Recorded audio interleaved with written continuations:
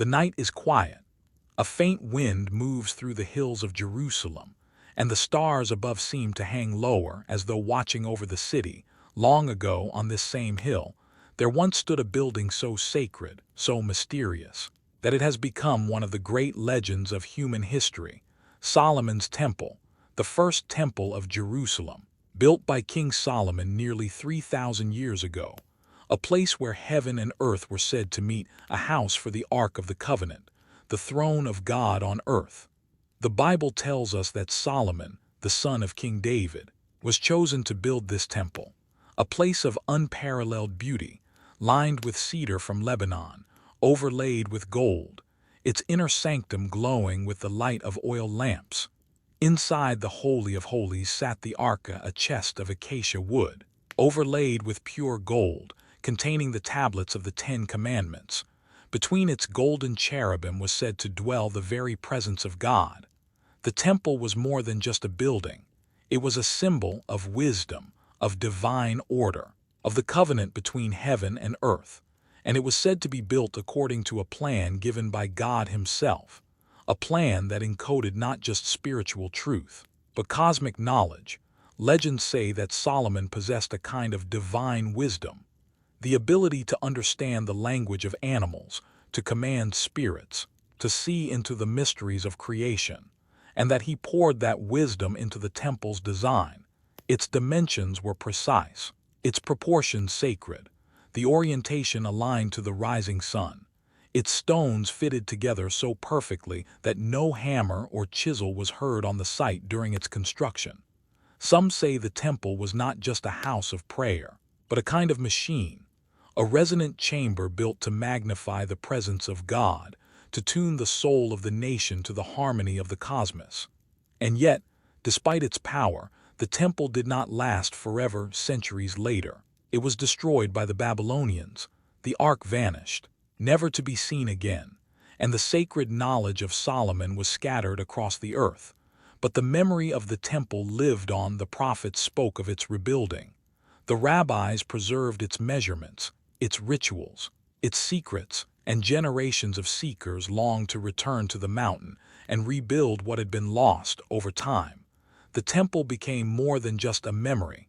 It became a symbol of perfection, of divine order, of a world made whole again, and it became the center of countless legends. Some say that hidden beneath the Temple Mount are vaults filled with ancient scrolls, sacred relics, even technology from a forgotten age. That when the temple was destroyed, these treasures were hidden away, waiting for a future generation to find them. Others say that Solomon's wisdom did not die with him, that a secret order was created to guard the knowledge, to pass it down through the centuries in secret rituals and hidden symbols. This is where our story begins, because 1,000 years after Solomon, a group of knights came to Jerusalem on a holy mission, and they set their camp on the very place where the temple once stood. They called themselves the poor fellow soldiers of Christ and of the Temple of Solomon.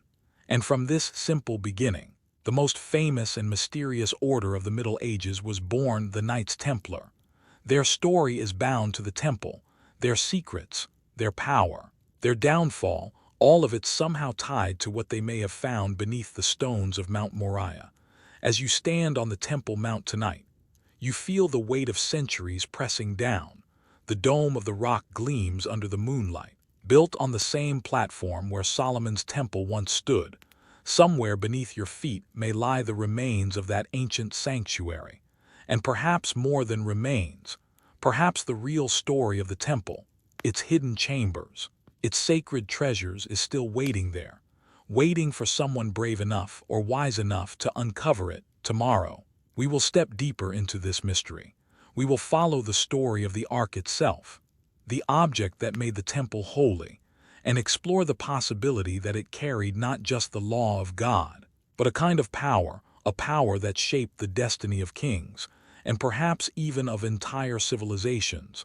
The night deepens, the city grows quiet, and the mountain keeps its silence, guarding its secrets for another day. The night is very still. You stand once more on the Temple Mount in your imagination, but this time your thoughts turn inward, toward the object that made this place holy, the Ark of the Covenant. It is one of the most mysterious artifacts in all of human history, a chest of acacia wood, overlaid with pure gold inside and out. On its lid, two cherubim face each other, their wings outstretched. Forming a throne, the Bible says that between those wings dwelled the presence of God, that when the ark was in the temple, the Holy of Holies glowed with unearthly light, that the priests who entered stood barefoot, in awe, before the very throne of the divine. But the ark was more than a religious object. It was also a source of power. The Israelites carried it into battle, and their enemies were struck with fear when it was captured by the Philistines. Disasters befell them until they returned it. When Uzzah touched it carelessly, he was struck dead, as though by a bolt of lightning. Some have wondered whether the ark was not just symbolic, but technological, that it may have been a kind of ancient capacitor, storing energy, electrical or otherwise, that could be released under certain conditions. If so, then Solomon's temple was more than just a shrine. It was the ark's housing, the place where its power could be contained, focused, perhaps even amplified. And this may explain why Solomon was said to have possessed such great wisdom. Legends outside the Bible speak of Solomon as a master of hidden sciences, able to command spirits, to converse with animals, to harness the forces of nature. Texts like the Key of Solomon, grimoires of mystical knowledge, attribute to him the secrets of sacred geometry, astrology, and even alchemy. Some researchers believe the temple itself was built as a resonant chamber, a structure tuned to specific frequencies, amplifying prayer, chant, and ritual. The ark at its heart, like the central piece of a circuit, radiating energy throughout the building. If this is true, then the temple was a kind of spiritual technological device, not simply a place of worship, but a bridge between heaven and earth, designed to elevate consciousness and bring the divine presence into the world in a tangible way. When the Babylonians destroyed the temple, the ark disappeared.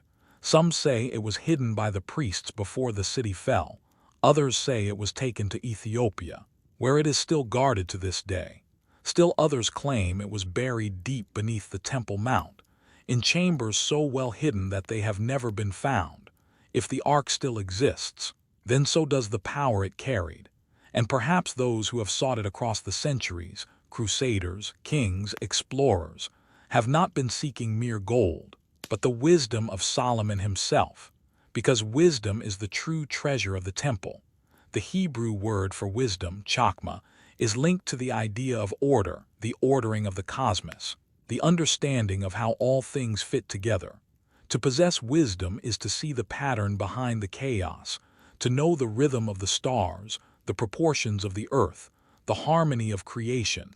And this, perhaps, is the true secret of Solomon's temple, that it was not just a building, but a map of the universe, a blueprint for aligning human life with the divine order. As you imagine the temple, you can almost hear the sound of the priests chanting, the golden trumpets sounding, the great doors swinging open to the rising sun. You can see the ark glowing softly in the darkness of the Holy of Holies, a reminder that God was near. The image is powerful, almost overwhelming, and it raises the question of what happened to that wisdom when the temple was lost. Some say it was scattered, carried into exile with the priests, hidden in scrolls, encoded in symbols and rituals, waiting to be gathered again when the time was right. And perhaps that time came centuries later, when a group of knights arrived in Jerusalem, swore vows of poverty and brotherhood, and made their home on the Temple Mount. They called themselves the Knights of the Temple, and perhaps, just perhaps, they found more than ruins there. Perhaps they found the scrolls of Solomon, the hidden vaults, the wisdom tradition that had been waiting in silence for 1,000 years. Tomorrow, we will follow those knights. We will walk with them beneath the Temple Mount, through the tunnels and secret chambers, and we will explore the theory that what they found there changed the course of history and led to the rise of one of the most powerful and mysterious orders the world has ever known. The wind over Jerusalem is cool tonight. The stars wheel silently above, and the mountain seems to hold its breath, as though it remembers the days when the ark still rested in its heart. The night is deep. The city of Jerusalem lies silent under the moon, but beneath the quiet streets, the earth holds secrets. Deep below the Temple Mount are tunnels, cisterns, and chambers, passages carved into the bedrock thousands of years ago. Some are known to archaeologists, mapped and measured, but others remain hidden, sealed, or unexplored. Legends tell us that Solomon, with his legendary wisdom, built not only the temple above ground but vast vaults beneath it, vaults to hold the greatest treasures of Israel, the Ark, sacred vessels, scrolls containing the divine law and the secrets of creation. When the Babylonians came, these treasures were hidden, some say by the prophet Jeremiah, who lowered the Ark and the scrolls into a secret chamber and sealed it with stone. Others say by priests who had been warned in a vision to conceal the wisdom of Solomon until a future generation was worthy to receive it. And so, for centuries, the mountain kept its secret. Then came the Crusades. In the year 1119, 9 knights arrived in Jerusalem. They petitioned King Baldwin II for a place to live, and he gave them a portion of the royal palace, a portion built on the ruins of the old temple platform. These knights became known as the poor fellow soldiers of Christ and of the Temple of Solomon, and soon rumors began to spread. For 9 years, they had no real public mission. They did not fight, they did not guard the roads. Instead, they seemed to spend their time in excavation, digging under the Temple Mount, searching for something. When they emerged, they were changed. Their order suddenly grew in power and prestige. They were recognized by the Pope, granted extraordinary privileges, and soon became one of the most influential organizations in Christendom. What had they found beneath the temple? Some say they found the Ark itself, hidden for 1,000 years and still potent with power. Others say they found scrolls, documents containing knowledge from before the flood, from before the time of Moses, knowledge of geometry, astronomy, alchemy, the very sciences that would later ignite the Renaissance.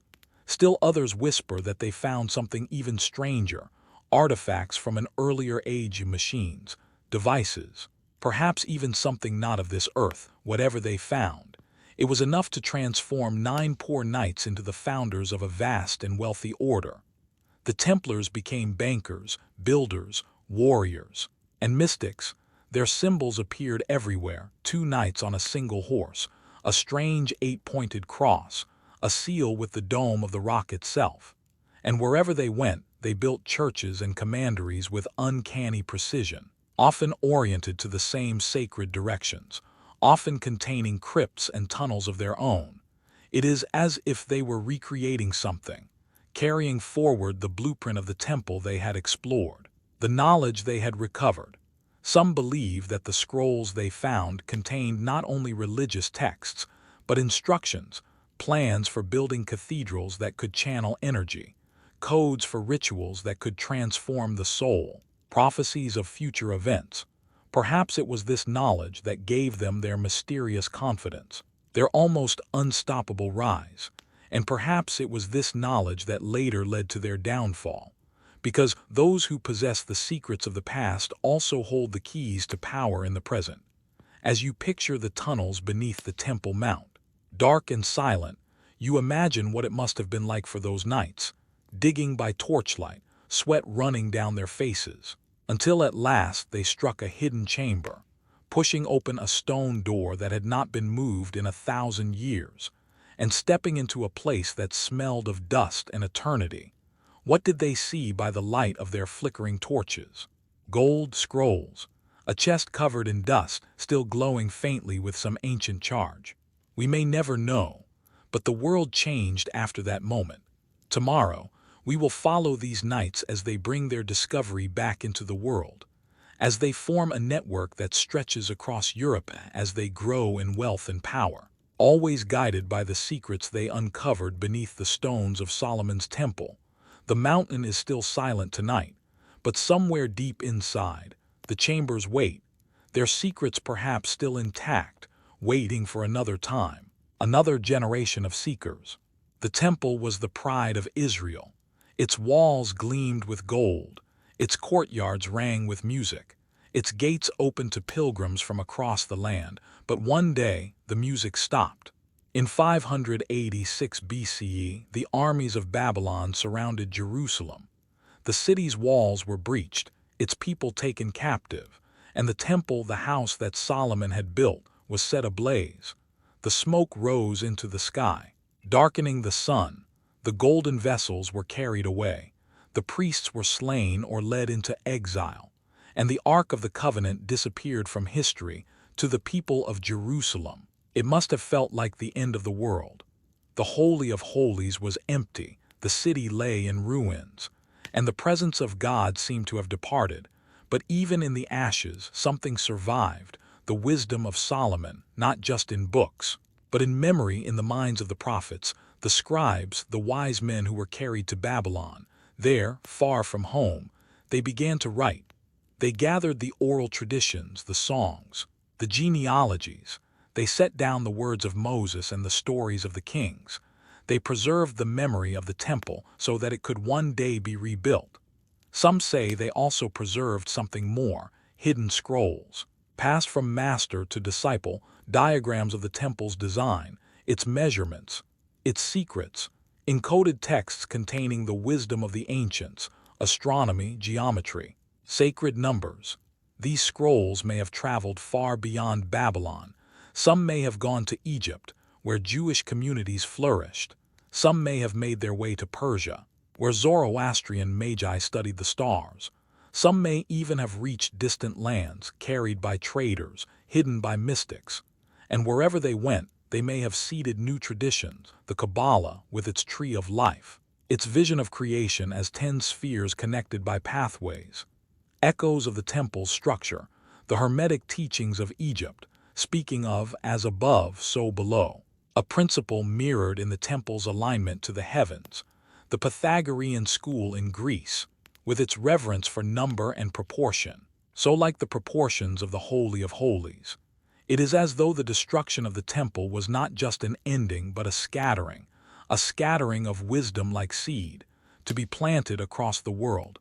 Centuries later, when the temple was rebuilt, first by Zerubbabel, then by Herod, it was never quite the same. The ark was gone, the Shekinah, the visible presence of God, no longer descended into the Holy of Holies. And yet, the dream of the temple remained. Even after the Second Temple was destroyed by the Romans in 70 CE, the longing for restoration continued. The rabbis studied its design, recited its dimensions, taught its rituals to new generations, as though by keeping its memory alive, they could one day bring it back into the world. Meanwhile, the knowledge that had been scattered continued to flow through hidden channels. The Essenes in Qumran may have been its keepers, preserving scrolls in caves until they were discovered 2,000 years later.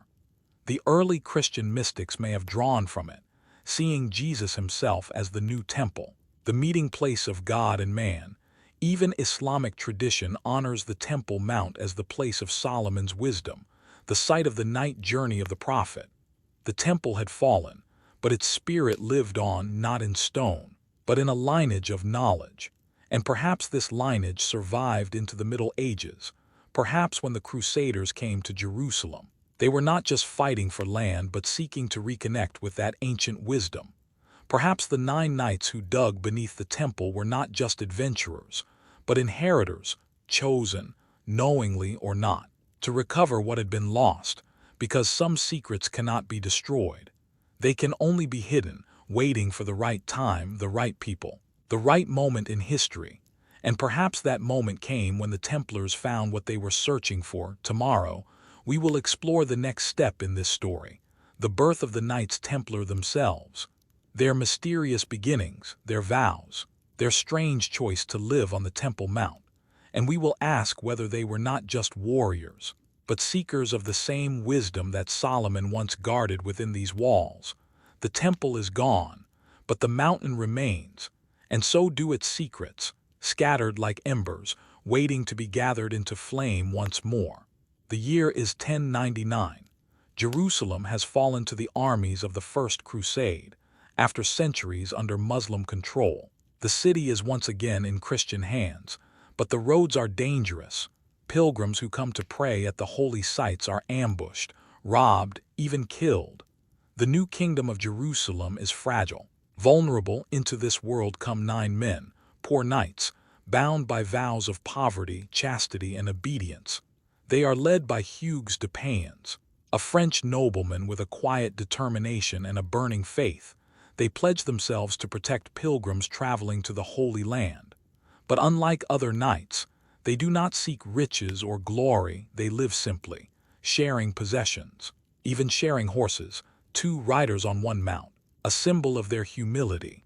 King Baldwin II sees their devotion and grants them a place to live.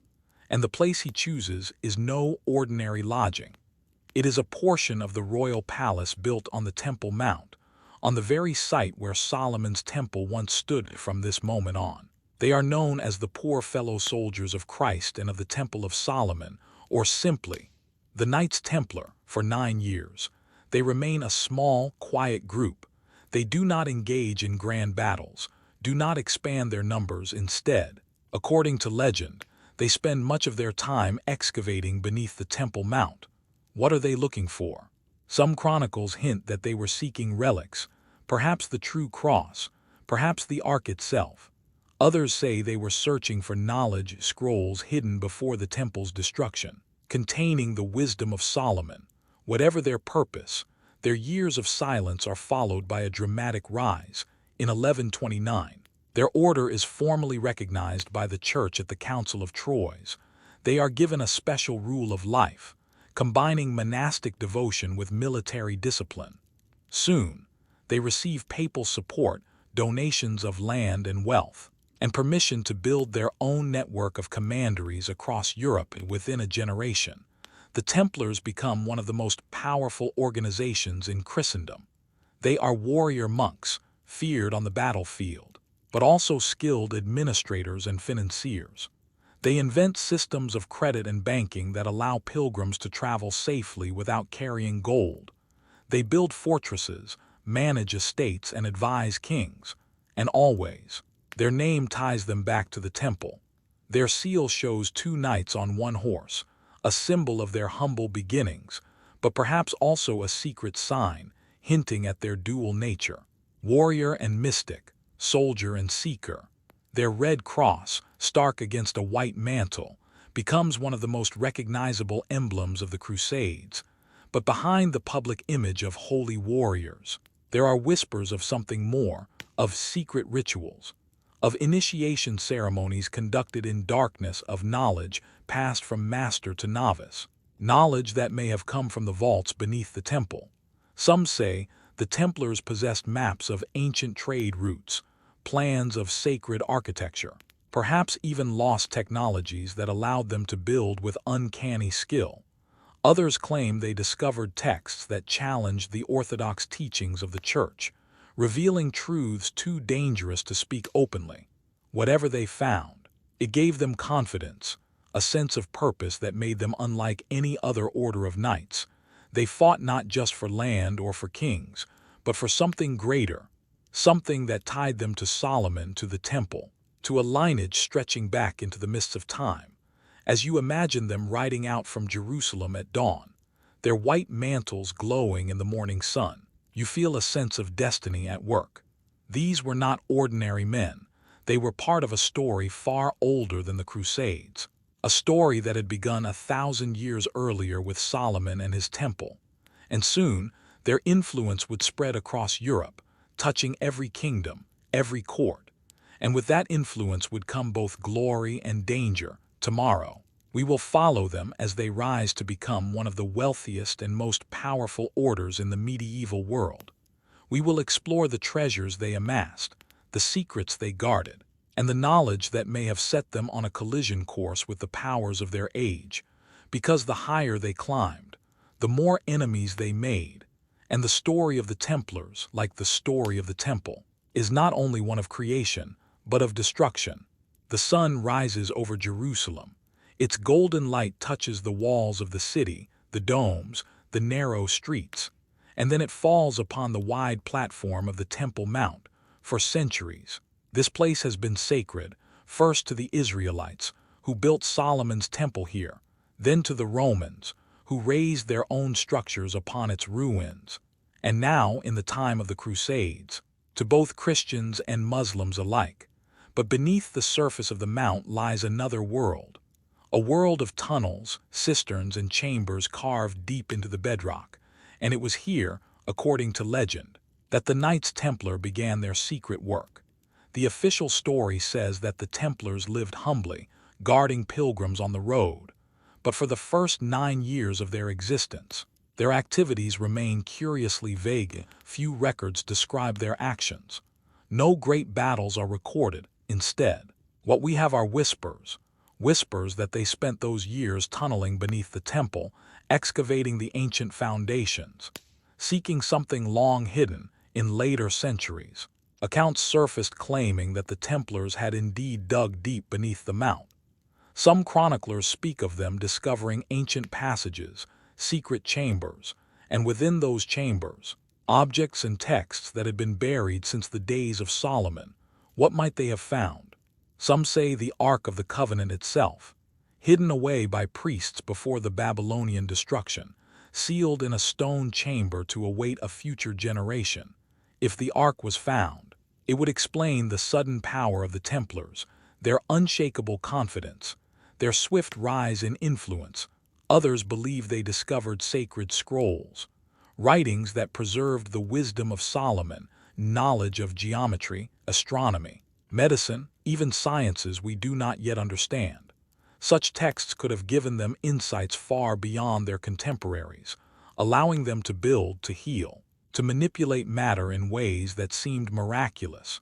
Still others suggest something stranger, that the Templars unearthed relics from a much older world, technology from a forgotten civilization, perhaps even from before the flood, objects that glowed with strange light, devices that resonated with hidden energy. To us, they would be artifacts of legend, but to the Templars, they may have been proof that the world was older, deeper, more mysterious than the Church had ever taught. Whatever they found, it changed them. 9 men entered the Temple Mount as humble knights. 9 years later, they emerged as the leaders of an order unlike any the world had seen, an order that soon commanded armies, built fortresses, and handled the wealth of kings.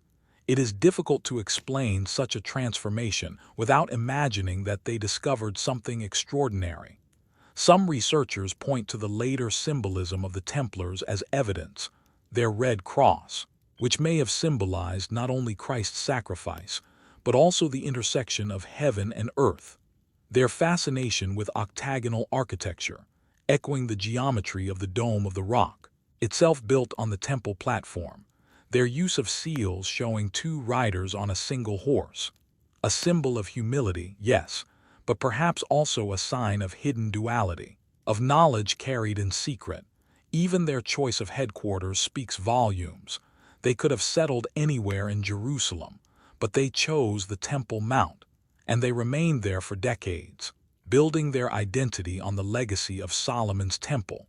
Perhaps they wanted the world to know, without saying it openly, that they had become heirs to Solomon's wisdom, that they were not just warriors, but guardians of an ancient tradition that stretched back to the very foundations of history.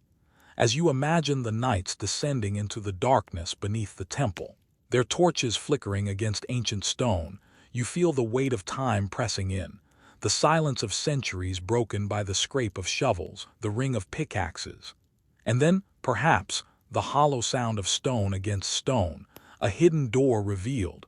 What did they see when they entered? Rows of scrolls stacked in niches, golden vessels covered in dust, or the ark itself glowing softly in the torchlight?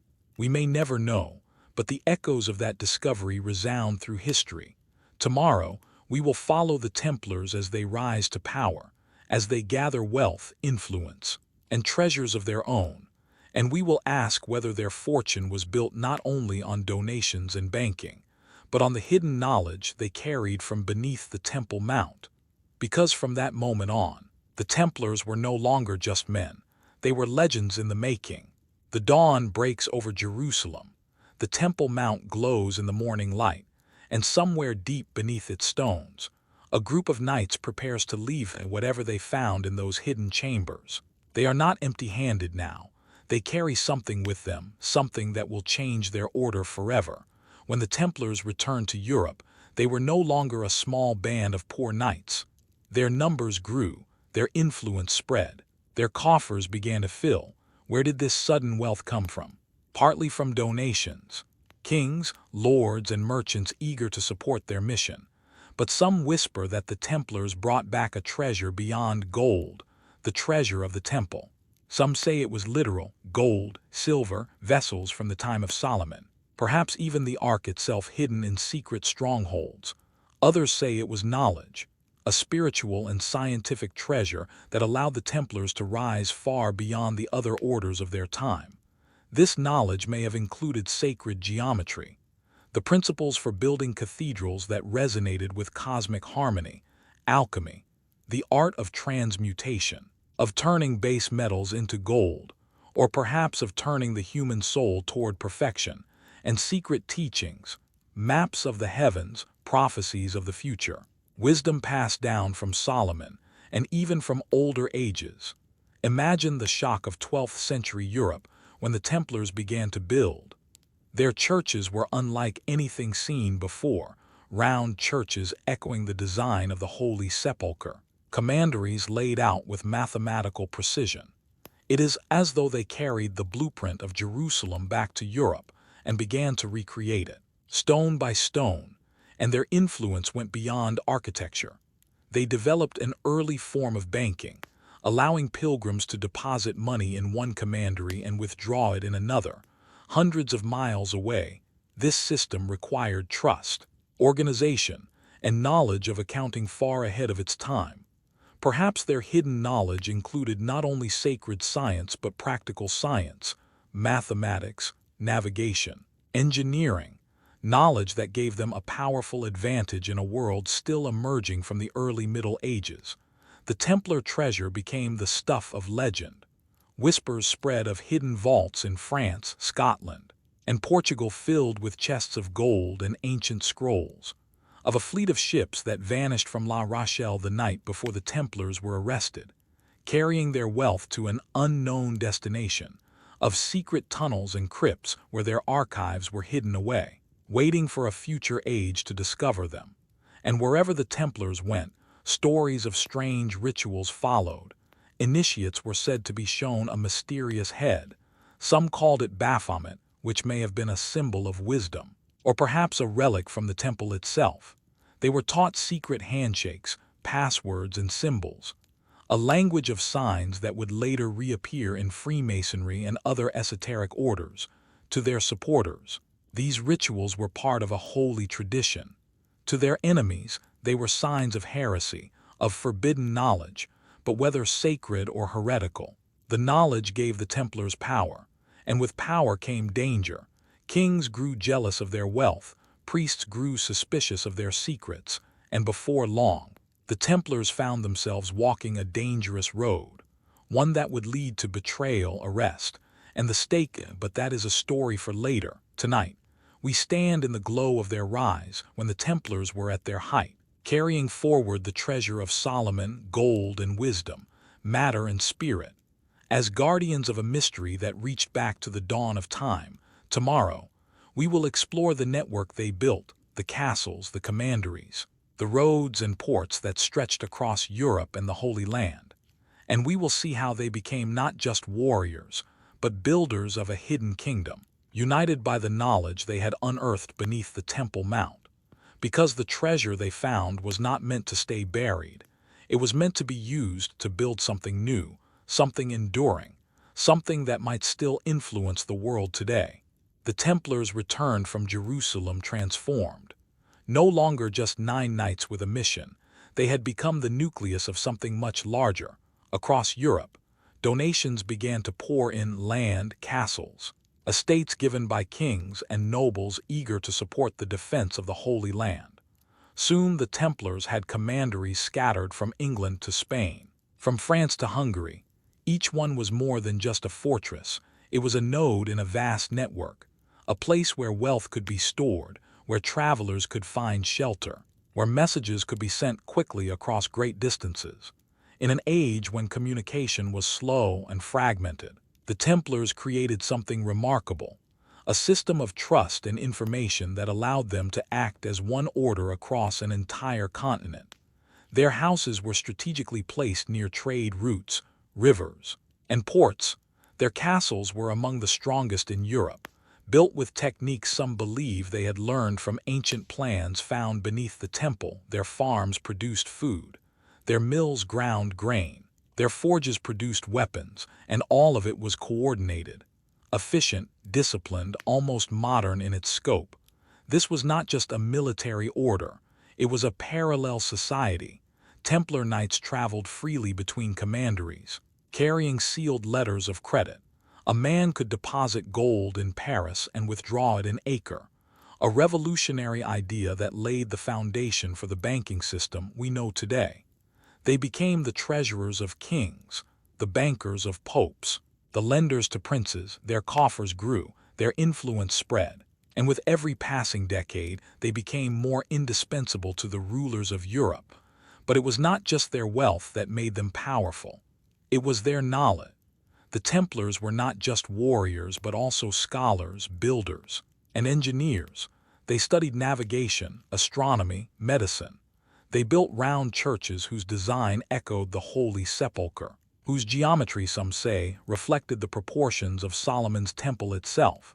They became masters of sacred architecture, constructing cathedrals, bridges, and fortresses with uncanny precision. Some believe they encoded messages into the very stones, symbols of their order, hints of the knowledge they carried.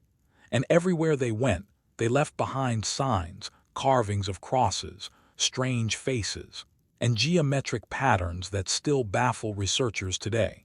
It is as if the Templars were not just building for their own time, but for the future, leaving a trail of clues for those who would come after in this way. Their network became more than practical, it became symbolic, a web of sacred sites, each one connected to the others, forming a hidden map of power.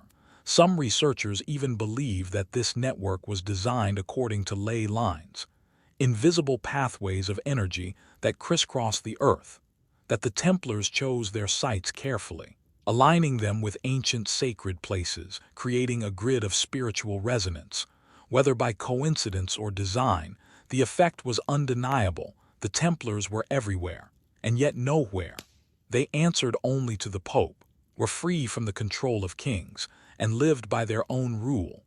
This independence gave them great strength, but it also made them dangerous, for in a world where power was measured by land and armies, the Templars held both, and held them in a way no king could easily challenge.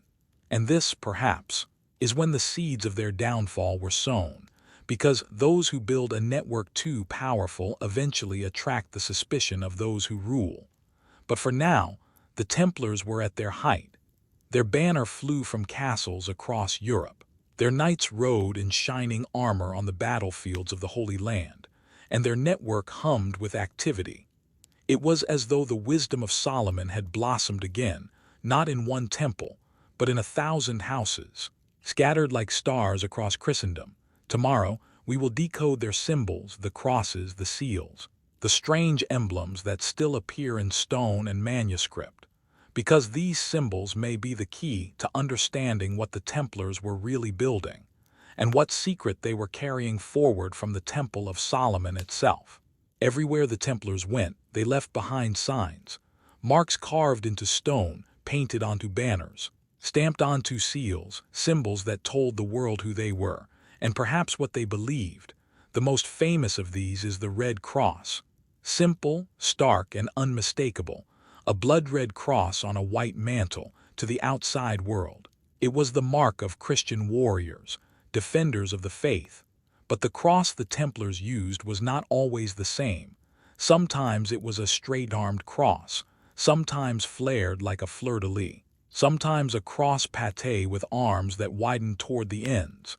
Some versions were 8-pointed, echoing the shape of the octagon, the symbol of resurrection and rebirth. Was this simply a stylistic choice? Or did each variation carry a meaning? a layer of secret teaching known only to those within the order. Their official seal is equally mysterious. It shows two knights riding a single horse, a reminder of their vow of poverty, yes, but perhaps also a hint at duality: two riders, one mission, the outer and inner life of the order, or perhaps even a symbol of a secret brotherhood hidden within the visible one. Another seal depicts the dome of the rock, the very place where the temple once stood, and where the Templars had their first headquarters. It is as if they were declaring to the world, "We are the heirs of Solomon. We are the guardians of the temple." On their churches and commanderies, the Templars carved faces, animals, and geometric designs that still puzzle historians. Some of these carvings resemble alchemical symbols, astrological signs, and Kabbalistic diagrams. Some are grotesque, strange heads, horned figures, enigmatic smiling faces, leading later accusers to claim that the Templars worshipped idols. But perhaps these were not idols at all, but symbols of deeper truths, encoded messages meant to guide those who knew how to read them. Their architecture itself was symbolic. Many Templar churches were round, modeled on the Church of the Holy Sepulchre in Jerusalem, but roundness also carries another meaning. It is the shape of eternity, of the heavens, of the divine perfection Solomon sought when he built the temple. The number 8 recurs often in floor plans, in windows, in the layout of commanderies.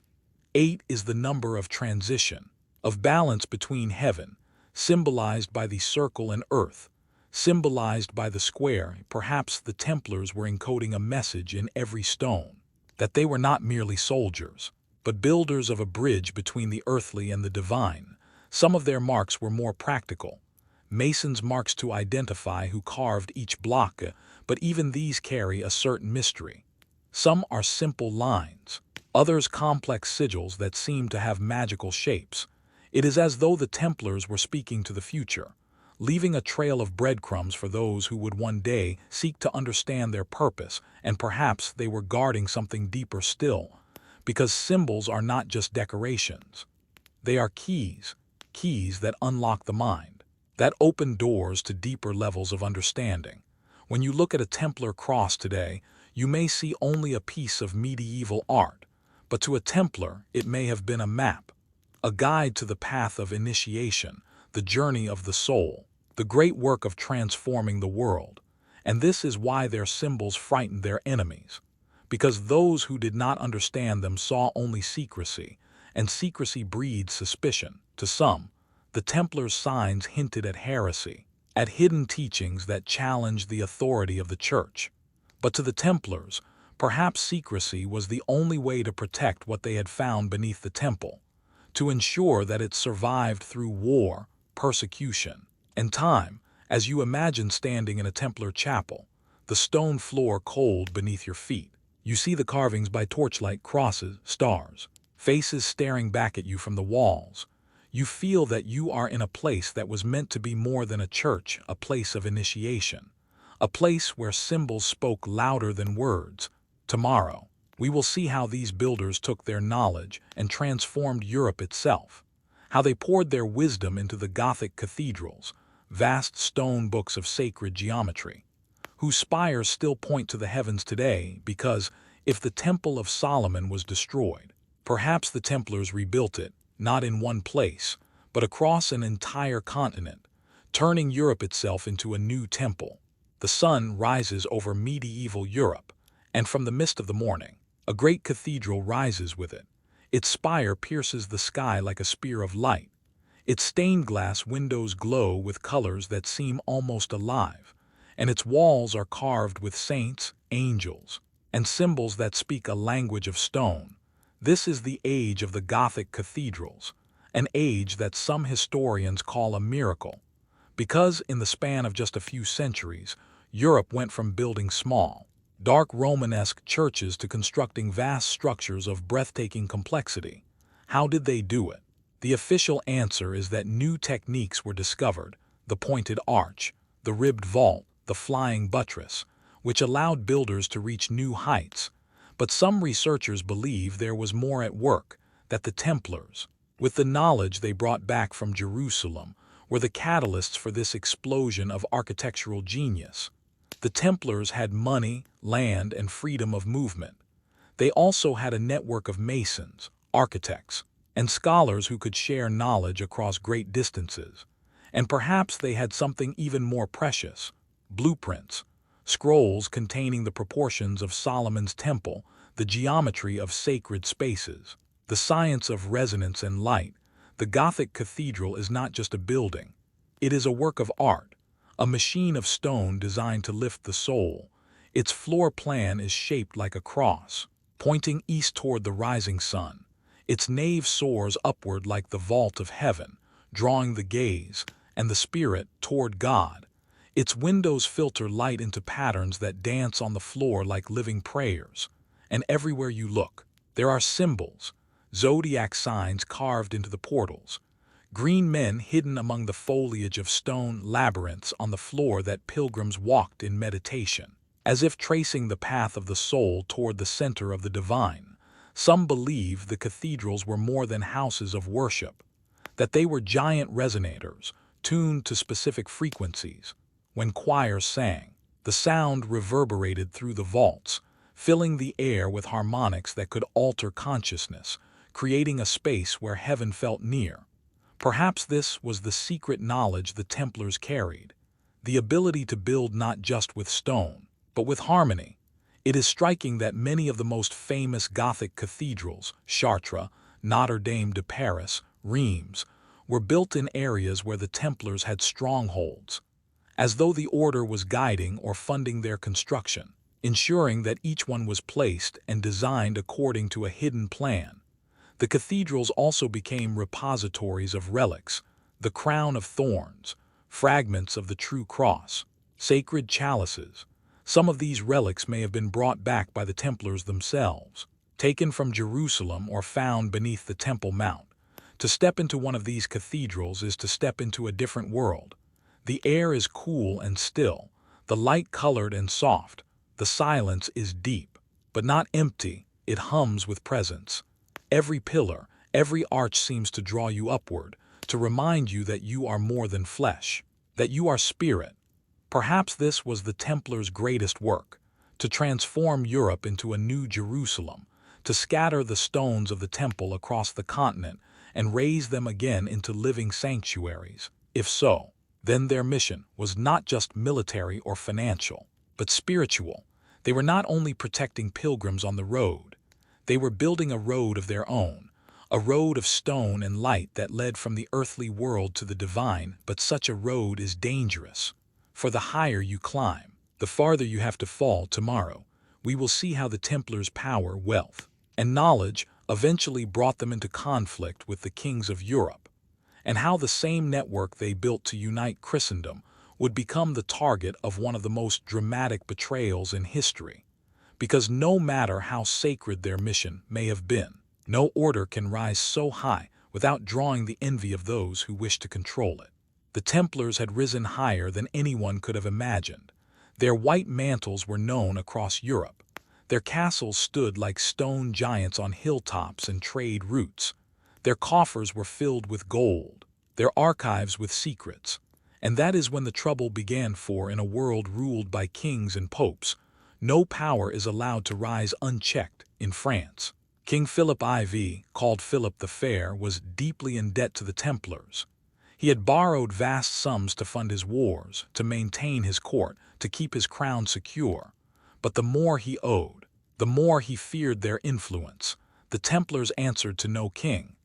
Only to the Pope they could move money across borders, shelter refugees, and fortify castles without royal permission. They were, in many ways, a state within a state, and so Philip began to plot their downfall. He spread rumors, dark accusations that the Templars worshipped idols, spat upon the cross, engaged in forbidden rites. He pressured Pope Clement V, who was weak and dependent on French support, to investigate. Then, on a fateful morning, Friday, October 13, 1307, the trap was sprung across France. Royal soldiers moved at dawn. Templar houses were raided. Knights were arrested, their property seized. Hundreds were taken to prisons. interrogated, tortured under torture. Some confessed to the charges, though such confessions were wrung from them with fire and the rack. Others refused to speak, even as they were burned alive. The Templar leadership, including the Grand Master Jacques de Molay, was eventually brought before the king. They were offered a chance to repent, to dissolve their order quietly, but many refused, insisting on their innocence. Years passed as the trials dragged on. The order was officially dissolved, its lands handed to the Knights Hospitaller, its members scattered. And yet, something strange happened in the midst of this destruction. The Templar treasure, the gold, the scrolls, the relics, was never found. On the night before the arrests, a fleet of Templar ships is said to have sailed from the port of La Rochelle, carrying their most precious possessions to an unknown destination.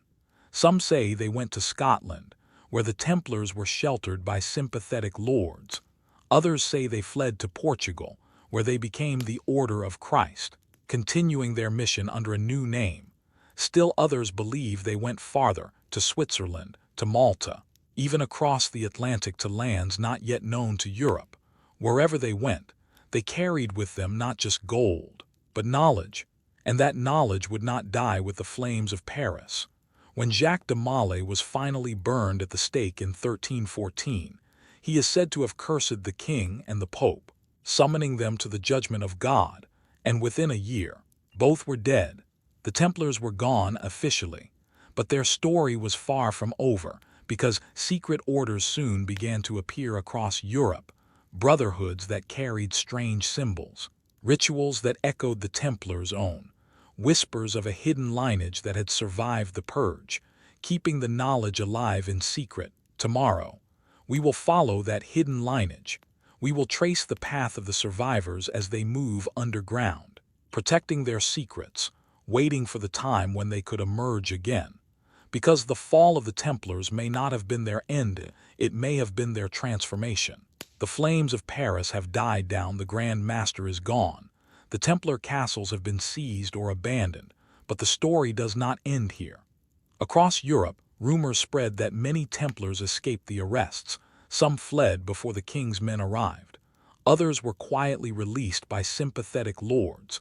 Still others simply disappeared, vanishing into the countryside, leaving no trace but whispers. Where did they go? In Scotland, King Robert the Bruce had been excommunicated by the Pope, and so he was not bound by the papal order to arrest the Templars. Many believe that the surviving knights fled there, bringing their treasure and their knowledge with them. Some even claim that Templars fought alongside the Scots at the Battle of Bannockburn in 1314, turning the tide in favor of Scottish independence. In Portugal, the Templars were never truly disbanded. King Denis simply changed their name to the Order of Christ and allowed them to continue their work under a new banner. This order would later play a key role in the age of exploration, funding voyages that opened the world's seas. Perhaps this was no coincidence. Perhaps the Templars had maps, knowledge of lands across the ocean, charts recovered from the temple that pointed the way to the New World in Switzerland, a land of mountains and fortresses. Some say the Templars found refuge, bringing with them their traditions of banking and fortification, traditions that helped shape the future of the Swiss Confederacy. And then there were those who went even deeper underground. In the centuries that followed, strange brotherhoods began to appear: the Rosicrucians, the Freemasons, the Illuminated Orders, each one claiming to carry ancient wisdom, each one guarding secrets passed through initiation. The Freemasons, in particular, preserved legends of Solomon's Temple, of its builders, Hiram Abiff, and the sacred geometry of its design. Their rituals echoed the Templar vows. Their symbols, the compass, the square, the all-seeing eye, carried forward the tradition of building as a sacred act. Could it be that the Freemasons were the spiritual heirs of the Templars, that they kept alive the knowledge of the temple, waiting for the time when it could be revealed again?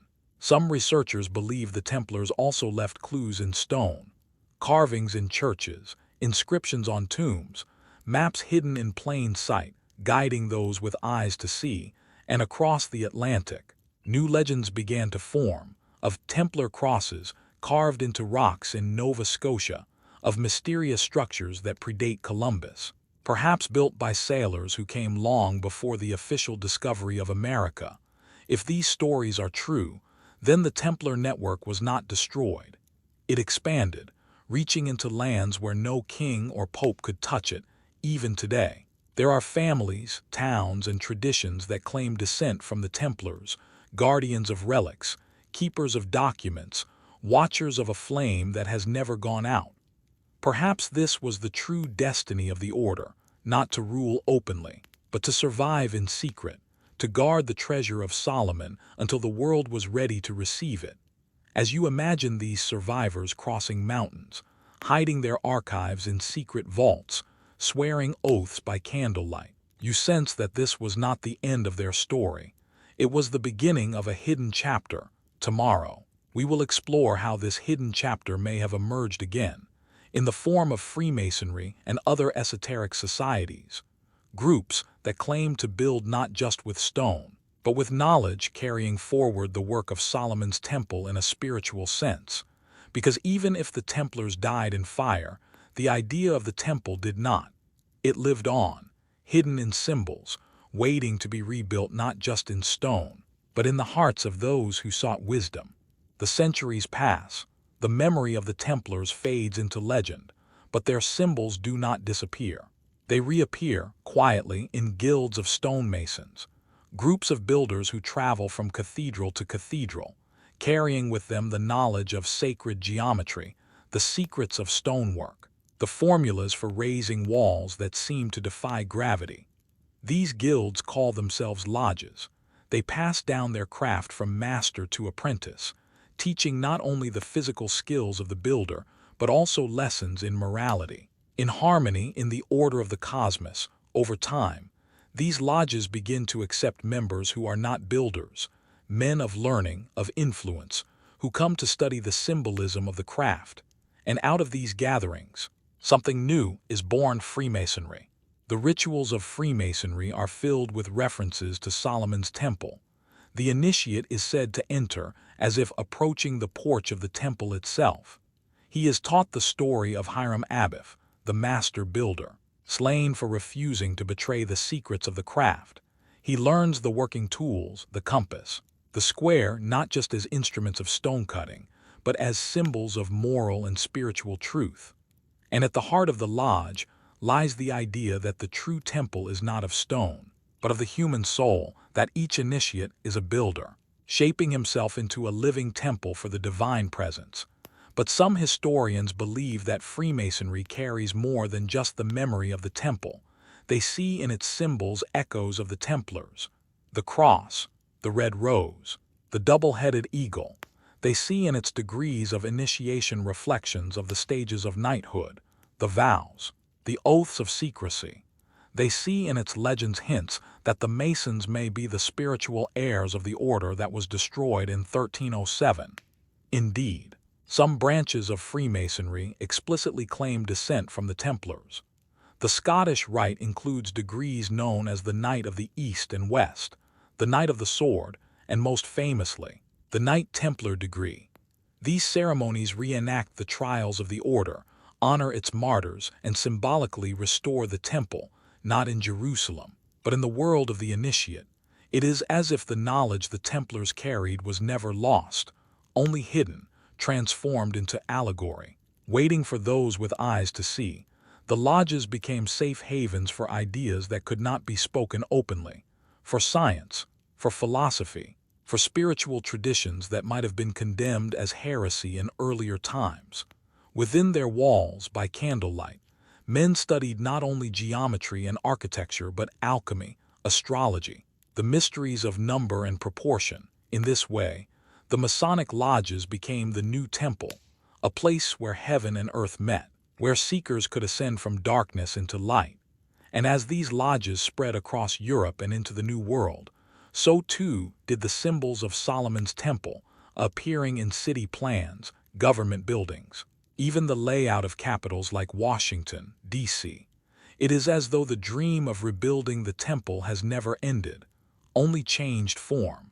Perhaps this is what the Templars were guarding all along, not just relics, not just gold, but the idea that each generation must become a builder, that the temple is not just a place, but a project, a work that continues as long as humanity seeks truth. As you picture a Masonic lodge in the 18th century, the candles burning low, the brethren gathered in silence as the master begins the ritual, you sense that this is the continuation of something ancient, something that began with Solomon, was renewed by the Templars, and still echoes in the present day. Tomorrow, we will follow this thread deeper, into the theory that an even older order of Solomon has existed for millennia, hidden behind kings and priests, guiding history from the shadows. Because if the temple was the first house of wisdom, then perhaps its builders never truly left. Perhaps they are still building, even now.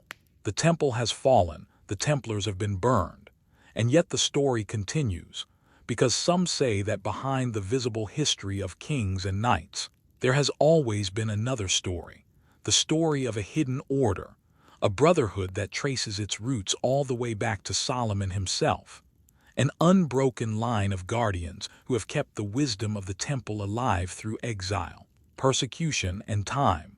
This is the legend of the secret order of Solomon. According to some traditions, Solomon's knowledge was too great to be entrusted to just one generation, and so he chose a small circle of initiates, master builders, scribes, wise men, to guard the deepest mysteries of the temple. When the Babylonians came, these guardians hid the ark, the scrolls, and the plans of the temple in secret vaults. They fled into the wilderness, into distant lands, carrying with them not only artifacts, but also the memory of how to rebuild. Over centuries, they became a wandering brotherhood, moving from land to land, teaching kings, guiding prophets, influencing events quietly, always working toward the same goal: the restoration of the temple not only as a building, but as a symbol of divine order in the world. When the Crusaders came, perhaps it was this hidden order that guided them to Jerusalem. Perhaps it was they who led the 9 knights to dig in the right place. Perhaps the Templars were not just lucky adventurers, but chosen instruments of a plan that had been unfolding for 1,000 years.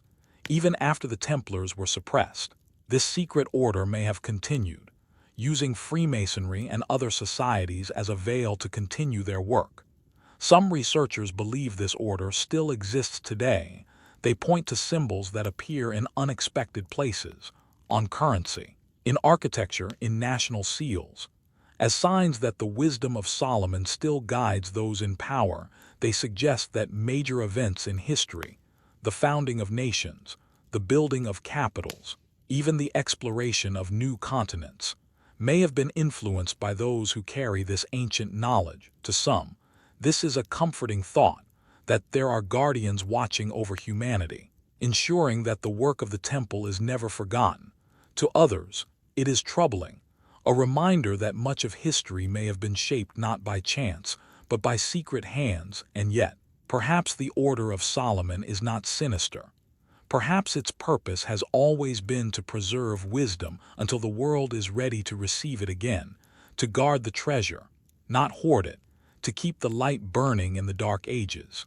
Waiting for the dawn, imagine them through the centuries, meeting in hidden chambers, by candlelight, reading the old scrolls, reciting the plans of the temple, reminding each other that the work is not done.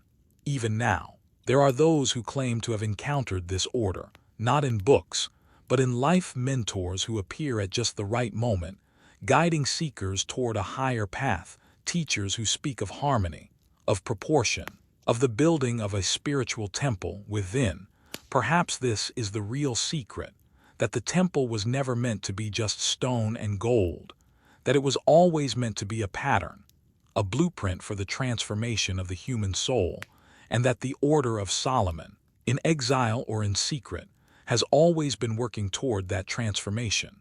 Tomorrow, we will follow this thread into one of the most intriguing theories of all, the idea that the Holy Grail is not a cup, but a bloodline, and that the Templars and perhaps the Order of Solomon were protecting something far more precious than gold, the living descendants of the line of David and Solomon, because if true, this would mean the temple's legacy is not just hidden in stone, but in flesh and blood, walking among us even now.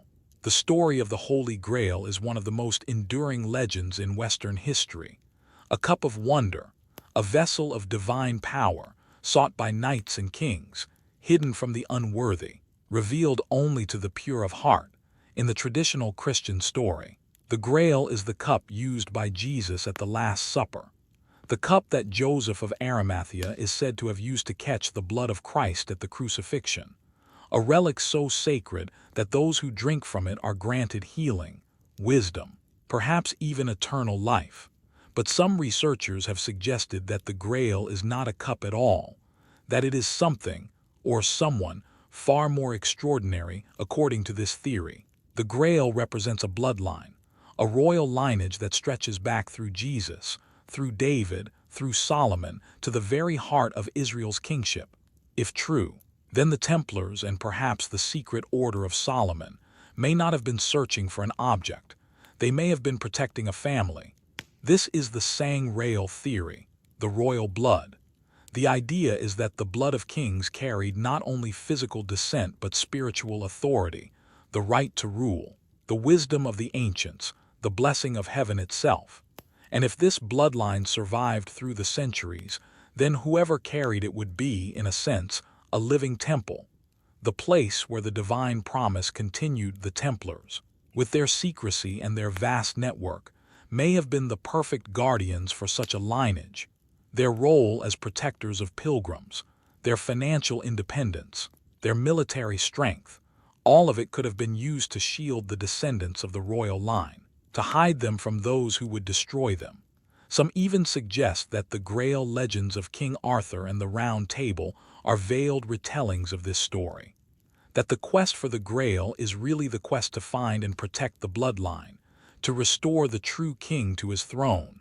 And this connects, once again, to Solomon, because Solomon was not just a wise king.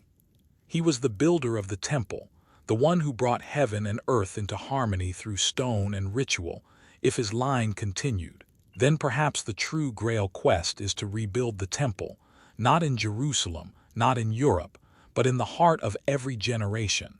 This theory is controversial, even dangerous, for if there is a living bloodline, it challenges the authority of those who have claimed power through other means: popes, emperors, monarchs who trace their legitimacy through conquest rather than sacred descent.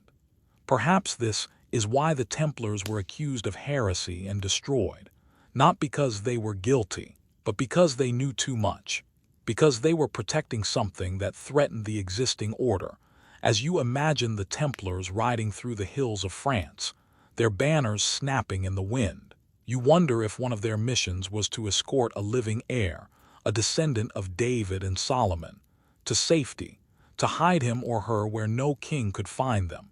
And perhaps they succeeded. Even today, there are families that claim descent from the Merovingians, from the house of David, from a line that stretches back to Solomon. Perhaps their survival is not an accident. Perhaps it is the result of centuries of guardianship, of secret networks working to preserve them until the world is ready to know. Tomorrow, we will explore another layer of Solomon's legacy, the mysterious texts known as the Key of Solomon and the Lemegeddon, grimoires said to contain the very rituals Solomon used to summon spirits, command angels, and shape reality itself. Because if the bloodline carries the right to rule, then perhaps these keys carry the power to build, to recreate the temple, to bring the world back into harmony. And perhaps that is why they have been so carefully guarded. The night is still, but in your hands you hold a book said to contain the wisdom of the wisest king who ever lived, the Key of Solomon. This grimoire, one of the most famous in the Western occult tradition, claims to preserve the magical practices of King Solomon himself. Its pages are filled with sigils, circles inscribed with Hebrew letters, planetary symbols, and mysterious geometric figures, instructions for summoning angels, binding spirits, consecrating objects, and purifying spaces. To some, this is mere superstition. a collection of medieval rituals falsely attributed to the great king, but to others. It is a manual of power, a survival of the ancient science that was once encoded in Solomon's temple. Because what if Solomon's magic was not merely metaphorical? What if it was a form of technology, a way of working with natural forces, with resonance, with unseen energy? The temple itself may have been designed as a resonator, its dimensions tuned to amplify sound, its metals conducting energy, its chambers focusing whatever power was contained in the ark when the priests chanted, when the trumpets sounded, when the sacrifices burned. Perhaps the temple came alive, glowing, vibrating, filling with a light that was as real as fire. This is why some researchers speak of the temple as a kind of machine, a device for bridging heaven and earth, powered by sound, light, and the devotion of the people. The Key of Solomon describes elaborate preparations, fasting, prayer, ritual purity before working its operations. Perhaps this was not just religious formality, but a way to tune the human being, to bring the operator into resonance with the forces he wished to command. Imagine Solomon standing within the completed temple, wearing the breastplate of the high priest, its stones glowing with reflected light, speaking a name so sacred that the very air seemed to tremble, and the chamber filling with a presence so intense that those who witnessed it fell to their knees. The grimoires that claim his name, the Key of Solomon, the Lemegeton, the Testament of Solomon, may be fragments of this lost science. They speak of 72 spirits bound by Solomon, of angels who govern the stars, of seals that can open doors to hidden realms. But perhaps these spirits are not merely supernatural beings. Perhaps they represent natural forces, archetypes, energies within the cosmos and within ourselves. If so, then to command them is to learn how to align with them, to call forth courage, wisdom, strength, to banish fear, despair, chaos. This would mean that Solomon's keys are not just magical tools. They are psychological and spiritual keys, ways of unlocking the potential of the human soul. The Templars, if they found these texts beneath the temple, may have studied them in secret. Perhaps this explains the strange rituals attributed to them, the oaths, the initiations, the symbolic deaths and rebirths. Perhaps they were reenacting the path of Solomon, training themselves to become living temples, vessels of divine wisdom. And perhaps this knowledge was passed into Freemasonry and beyond, hidden in allegories, encoded in symbols, waiting for those who are ready to read them. Even today, scholars of sacred geometry find astonishing correlations between the dimensions of the temple and the proportions of the human body. The earth, the planets, it is as though the temple was a microcosm, a model of the universe, a reminder that the same harmony runs through all things. To rebuild the temple, then, would not simply mean to lay stones on a mountain. It would mean to restore that harmony in society, in nature, in ourselves. Tomorrow, we will follow this idea across the sea to the New World, where some believe the heirs of Solomon's wisdom traveled, carrying their symbols, their knowledge, and their dream of building a new Jerusalem on a new continent. Because if the temple is a pattern, then it can be rebuilt anywhere, even in a land half a world away. The wind is cold on the Atlantic, but in the distance, a ship's lantern glows softly against the horizon. Some believe that centuries before Columbus, ships like these had already crossed the ocean, that among their crews were knights, survivors of the Great Purge of 1307, carrying with them not only treasure but knowledge. The theory is bold, but tantalizing. When the Templars were outlawed, much of their fleet vanished from the port of La Rochelle. Dozens of ships simply sailed away and never returned. Their destination is unknown, but some say they fled west, beyond the edge of the known world. Legends tell of strange stone structures on the coast of Nova Scotia, of cryptic carvings, of Templar crosses etched into rocks. At Oak Island, treasure hunters have spent centuries digging into the earth, convinced that something of great importance was buried there. Gold, relics, perhaps even the Ark of the Covenant itself. Whether or not these stories are true, they raise an intriguing possibility.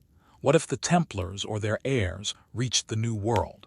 What if they saw this distant land as a place to start again, to build a new temple, free from the kings and popes who had destroyed the old order? Centuries later, when European colonies were founded, strange symbols began to appear again. Cities were laid out with geometric precision, streets forming grids, squares, circles, star shapes. Some capitals were aligned to the solstices, to the rising of certain stars.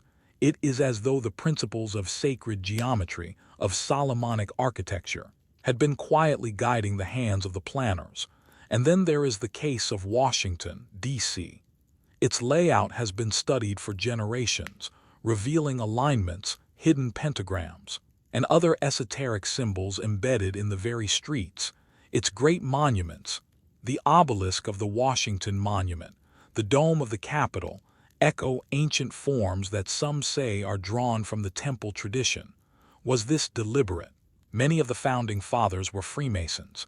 They spoke openly of building a new order, a new society based on liberty, reason, and enlightenment. Perhaps they also saw themselves as building a new Jerusalem, not in the Middle East, but in America.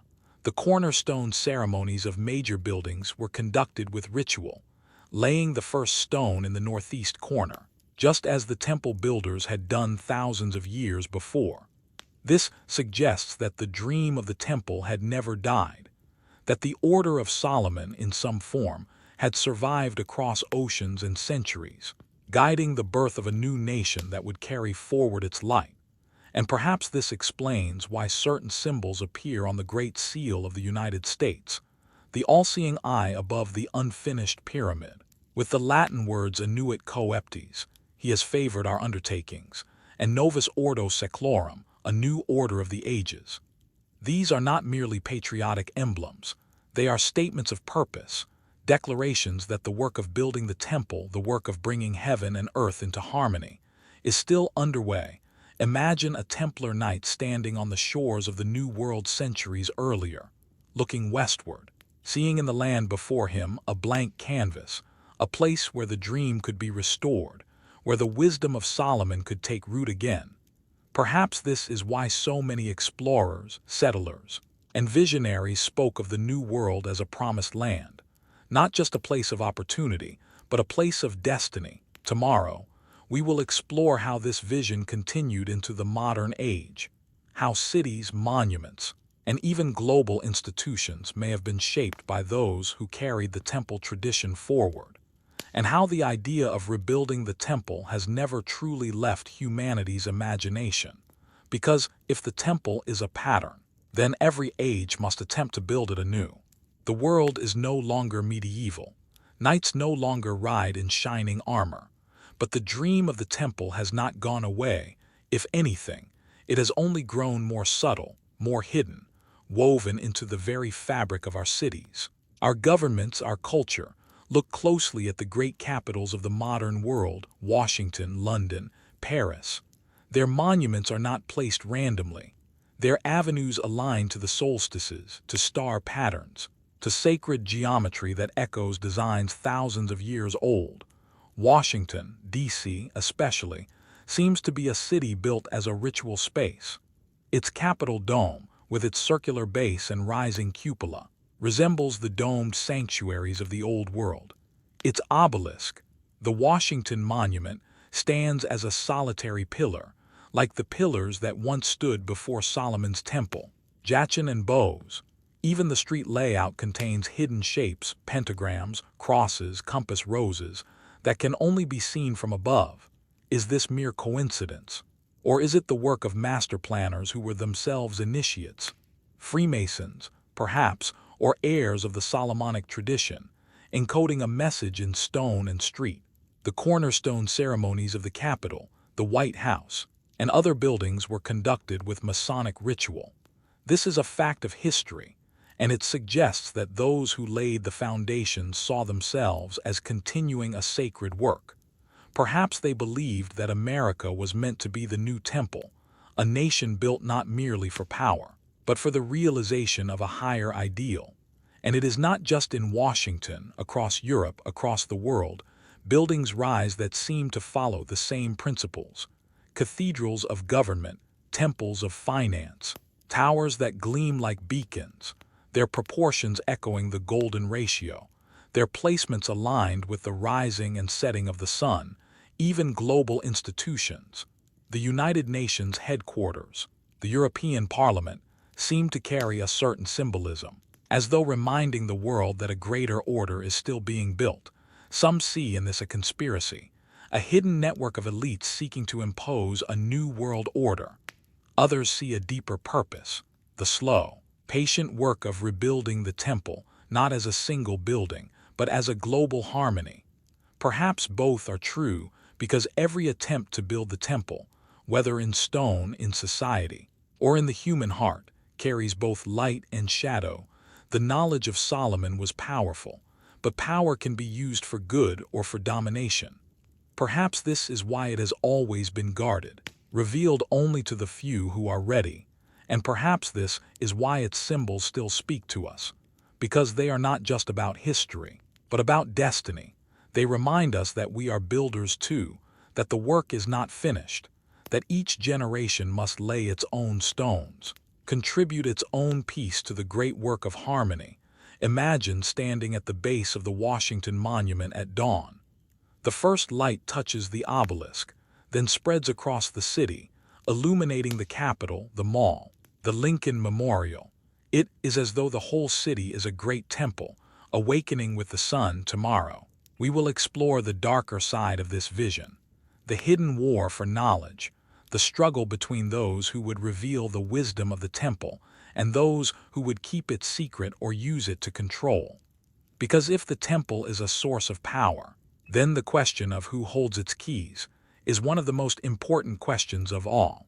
The temple was built to be a meeting place between heaven and earth, a place where divine wisdom could shine into the world. But wisdom is power, and power is never left unchallenged.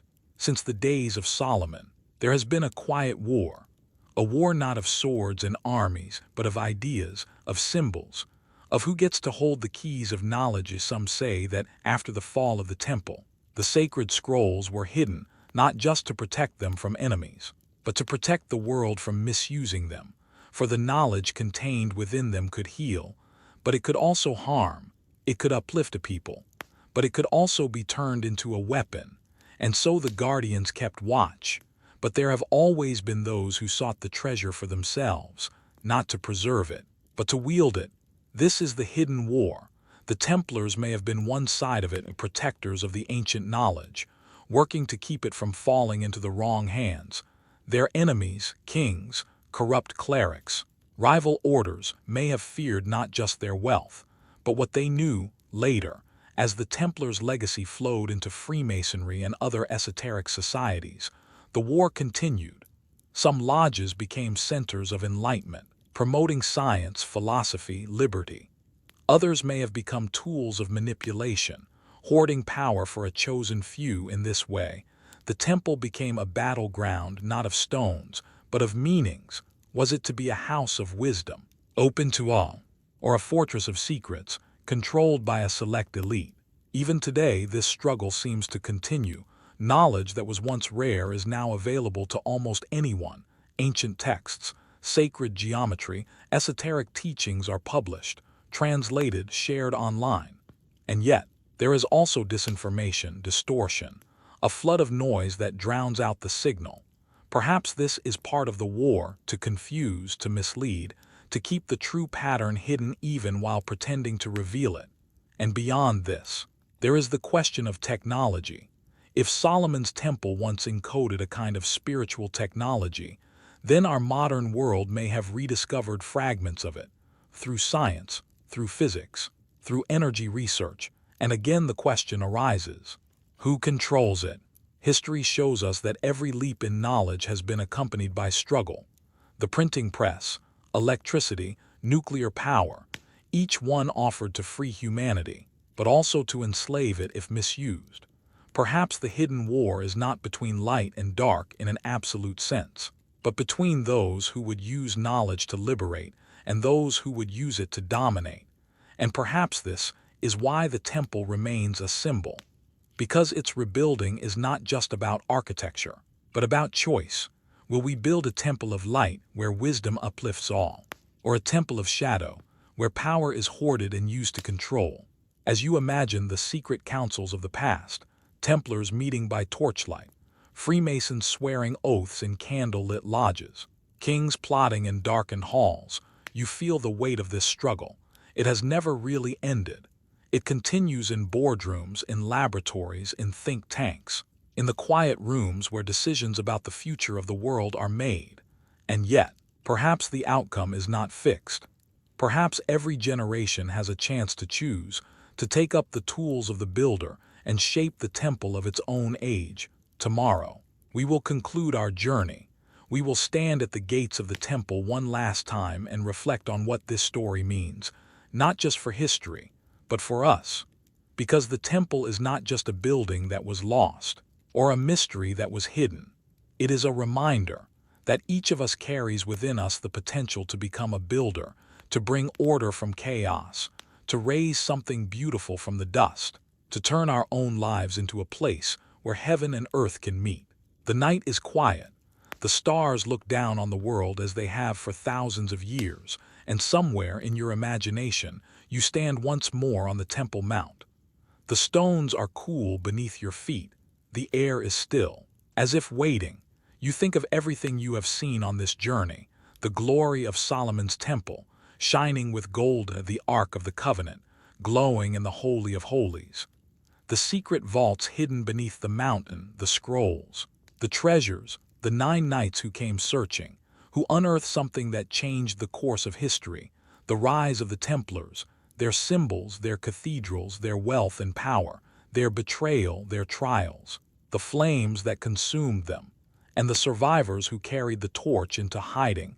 You think of the Freemasons, building lodges and monuments that echoed the temple, of the city planners and architects who laid out streets to align with the heavens, of the symbols still carved into stone, printed on seals, glowing above government buildings. It is as though the temple was never truly destroyed.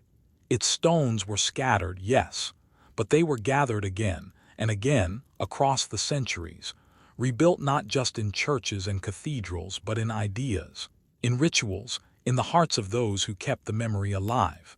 And so the Order of Solomon, whether a literal brotherhood or a spiritual lineage, has never ended. It lives on in every builder who seeks harmony, in every seeker who looks for wisdom, in every soul who longs to bring light into a darkened world. Perhaps the real temple is not made of cedar and gold, but of people, of lives shaped like stones, each one placed with care, each one forming a structure where the divine presence can dwell. This is why the story matters, because it is not just about the past, it is about us, about our own part in the great work. The Templars took vows of poverty, chastity, and obedience, but also of courage. They pledged themselves to protect the pilgrim, to guard the traveler on the path. And perhaps we are still those pilgrims, walking the long road toward the holy city, toward the inner temple, toward the place where heaven and earth meet. As the first light of dawn touches the horizon, you imagine the temple restored, not just as a building of stone, but as a world made whole, a world where wisdom guides power, where knowledge serves compassion, where justice and mercy walk hand in hand. And in that vision, you see the eternal order, the line of guardians who have kept the flame through exile and persecution. Solomon, the wise king Hiram, the master builder, the knights who dug beneath the temple, the masons, the seekers, the hidden teachers of every age. And then you see yourself among them, because this order is not closed. It is open to all who will take up the tools of the builder, who will choose to lay their own stone in the temple that is still being built. The wind stirs, the stars fade as the sky grows lighter, and you realize that the story is not over. The temple still waits. The work is still calling, and somewhere, perhaps in a quiet lodge or a secret chamber, candles are being lit. The ancient words are being spoken, and the guardians of the eternal order are preparing once again to pass the knowledge to those who will carry it forward. You turn and walk away from the mountain, but something in you has changed. You carry with you the sense that you are part of something vast, a story that began long before you were born and will continue long after you are gone. And as the first rays of the sun break over the hills, you feel it. The world itself is a temple, the sky its vault, the earth its floor, and every day is a chance to build again. The eternal order is not a secret society hidden in the shadows. It is the call to become a builder here now, in your own time, and with that thought, the mystery is no longer far away. It is as close as your own breath, as near as the next stone waiting to be set in place. The temple is still rising, and you are part of its design.